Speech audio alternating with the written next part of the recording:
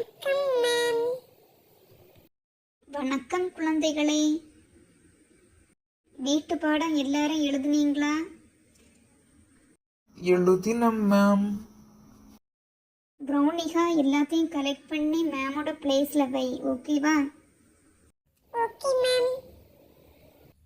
நேற்றுக்கு நம்ம படிச்ச ஆத்திச்சூடியை இன்று நம்ம பார்க்கலாம். ப்ரௌனிகா வந்து ரீட் பண்ணு.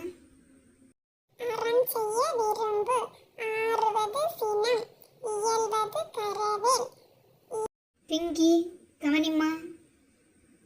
Okay ma'am.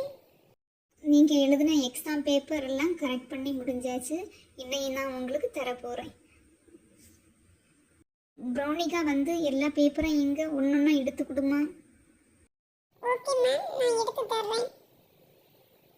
முதல்ல ப்ரௌனிகா உன்னோட பேப்பரை பார்ப்போம், ஓகேவா? நீ இந்த தடவை 2 மார்க் மிஸ் பண்ணியிருக்க. அடுத்த தடவை நீ 1 மார்க் மிஸ் பண்ணக்கூடாது, ஓகேவா? Okay ma'am. ரோசி நீ வாம்மா. ரோசி போன தடவையை விட நீ வந்து இந்த தடவை கொஞ்சம் மார்க்கு கூடுதலாக வாங்கியிருக்க. இனி அடுத்த தடவை கொஞ்சம் கூட மார்க்கு அதிகமாக வாங்கணும், ஓகேவா ரோசி? Okay ma'am. ப்ளூனிகா போன எக்ஸாமில் 95 வாங்கியிருந்த. இந்த தடவை நீ 5 மார்க்கு கம்மியாகியிருக்க. மேம், நெக்ஸ்ட் டைம் நான் நல்லா எழுதுவேன் மேம். ஓகே ப்ளூனி. தனா நீ ஆப்சண்ட்டாக இருந்தும் கூட போன எக்ஸாமை விட இந்த தடவை நல்ல மார்க்கை நீ வாங்கியிருக்க. வெரி குட் சைல்டு, ஓகேவா? நெக்ஸ்ட் டைம் நீ 100 வாங்கணும், ஓகேவா தனா? Okay ma'am. Pinky. Yes ma'am.